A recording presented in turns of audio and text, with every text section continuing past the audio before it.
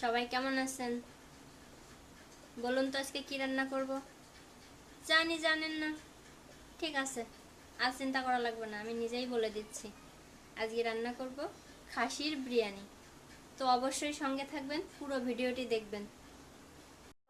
তো আমি এই মশলা নিয়েছি, পেঁয়াজ, রসুন, আদা, আর এর ভিতর দেবো গোটা জিরে দিয়ে এটা আমি এখন ব্লেন্ড করে নেব।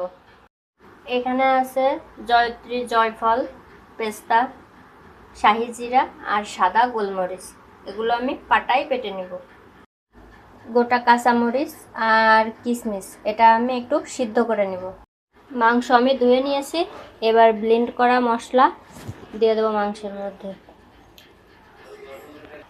এবার দিয়ে দেবো কাঁচামরিচ আর কিশমিশ বাটা, দিয়ে দেবো স্বাদ মতো লবণ, দিয়ে দেবো সয়াবিন তেল। এবার সুন্দর করে মাখিয়ে নেব। মাখানো হয়ে গেছে, এবার এইভাবে আমি 15 মিনিট ঢেকে রেখে দিব। এবার রান্না শুরু করব। দিয়ে দেবো সয়াবিন তেল, এবার দিয়ে দেবো পেঁয়াজ কুচি,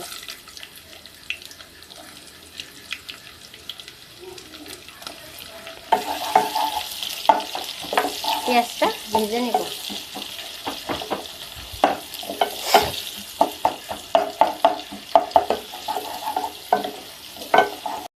এদিকে বিরিয়ানিটা আলু দেব, সেই আলু আমি এখন ভেজে নেব। দিয়ে দেবো লবণ,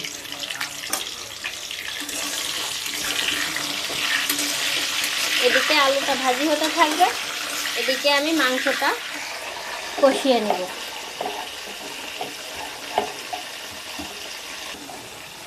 পেঁয়াজ ভাজা হয়ে গেছে, এবার আমি মাংস দিয়ে দেবো। এটা আমি মাখিয়ে ঢেকে রাখছিলাম।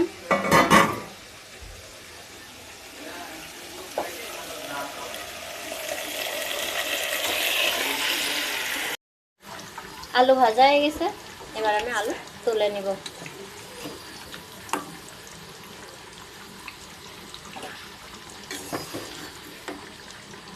আমার মাংস কষানো হয়ে গেছে, এবার দিয়ে দেবো টক দই। টক দইটা পরিমাণে বেশি দিব না, তাহলে বেশি টক লাগবে। এবার দিয়ে দেবো চিনি, এবার দিয়ে দেবো দুধ,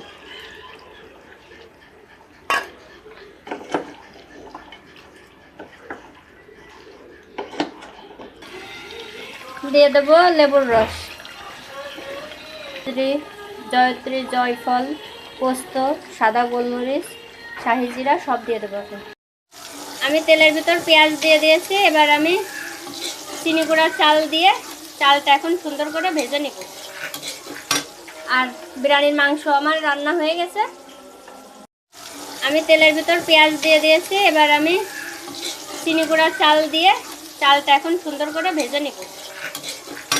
আর বিরিয়ানির মাংস আমার রান্না হয়ে গেছে,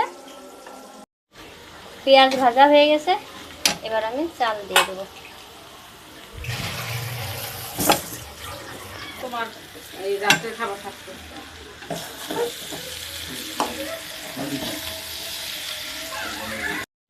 আমি বিরিয়ানির জন্য চাল বসিয়ে দিয়েছি, এবার দিয়ে দেবো গোটা কাঁচামরিচ, এলাচ, দারচিনি, এবার ঢেকে দেব। এবার দিয়ে দেবো স্বাদ মতো লবণ। আমার চাল ভাজা হয়ে গেছে, এদিকে জলও গরম হয়ে গেছে, এখন আমি চালটা দিয়ে দিব। চাল দিয়ে দিয়েছি, এবার মাংসটাও দিয়ে দিব। এবার দিয়ে দেবো ভেজে রাখা আলু,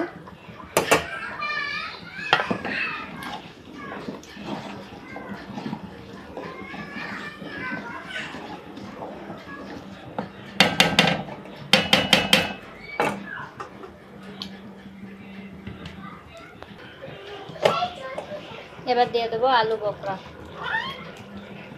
কে রে?